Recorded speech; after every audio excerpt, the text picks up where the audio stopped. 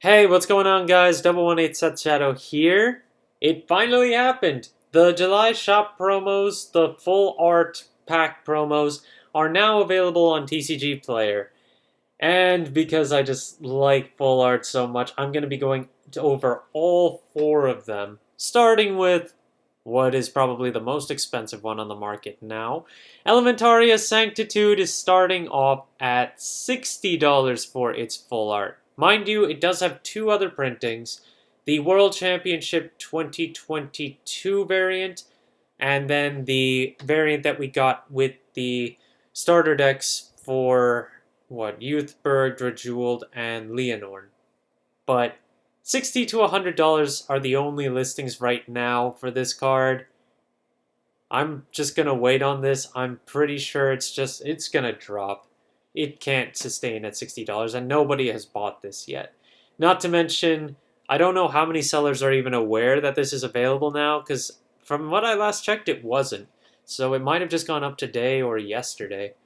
But even with that in mind, when you take a look at what I think is the second most popular of the four, Result of the Experiment Henceforth, which is an EVA support card, only has one sale at $8, and all the copies available are also $8 right now. That's a drastic drop off from Elementaria. And then the third one is the Junki Dragon Tree marker, which is $5 to start off with, and goes to $15 for the listings that are currently available. I would anticipate this one won't sell as much, as it's the only one that's not actually a full art, but it is a character feature, so if you like Junki, well, not much else to say on that. Resolute Pair of Eyes is the fourth one for Roroa, but I feel like this is the least popular and is 5 to 15, just like the Dragon Tree marker. Has no sales as of yet, but I would imagine this one is not going to maintain a lot of value. We'll see. Given that all of these are full arts outside of the Dragon Tree marker, I would think some of them would become $10 for a little while. And Sanctitude, I don't know. We'll just have to see how desperately people want that card full art, even though it's a one-of index. Now, talking about the anime, Trick Moon just got a massive buyout over the last 2 days, and the base rarities, the triple rares, are $25 to $30 right now. They were selling around $10 to $15 over the past 2 days, and a few copies did sell in the 20s. If we take a look, let's see. $25 on the original triple rare. 25 is currently the minimum value.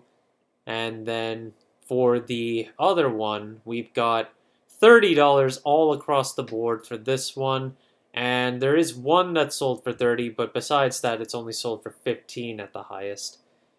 And the SP, if we go back, is currently $40 minimum. And it has sold a few times recently, but I can anticipate that going up with the base Trick Moons having gone up as high as they did.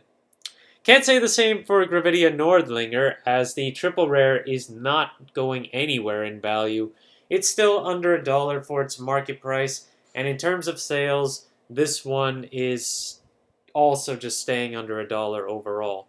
The next card to go over here, though, is Bubetsu, for the new Masked Dark States card. Amanagrosa, I think it was called. But this card will work with that. The way this works again is if a card is put into your soul via your Vanguard's ability from your field, then you can call another card from your hand. So you'll be able to call another booster if you wanted to, because I think you only put the back row cards into soul. I can't remember for sure. But even then, you can call to... Oh, it only calls to open rear guards.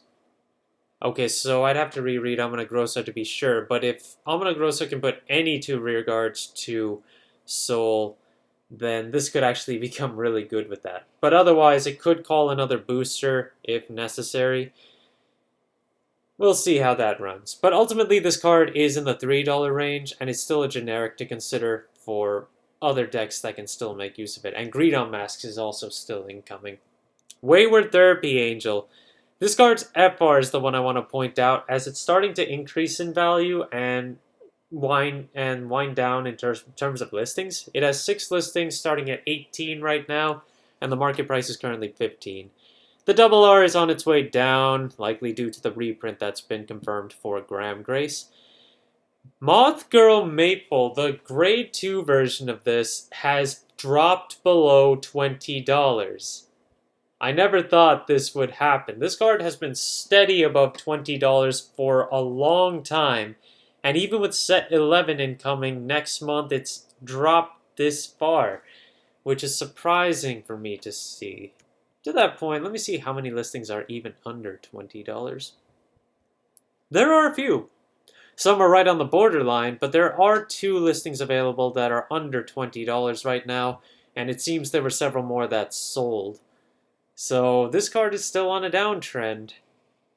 Well, I haven't even taken a look at Japan's recent victories, but I think the Greya is doing something right now in regards to play over there. Amazement Magician has also been seeing some sales recently. It's only got 3 listings for its holo version, although the last listings that sold were all $350, and the only available ones range from $7 all the way to $20 right now. Not sure why this one is getting a buyout, but yeah, just to keep that in mind. The next thing I'm going to go over are the cycle cards from set 10, because there have been movements on a few of them. The biggest one being Luminio, which is for Dark States. This card was $2 to $3, and now it has listings that are going as low as $6, and it only has 10 listings left on the triple rare. The FFR is 38 to start with 13 listings left.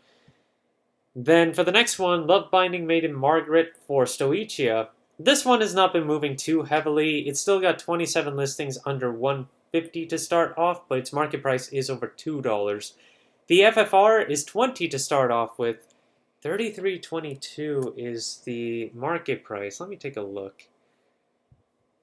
No, there are actually a good amount of $20, $21 variants, and they have been selling, but they're still sparse on sells. So I guess this one is just not nearly as popular, although I would say it's a pretty good variant.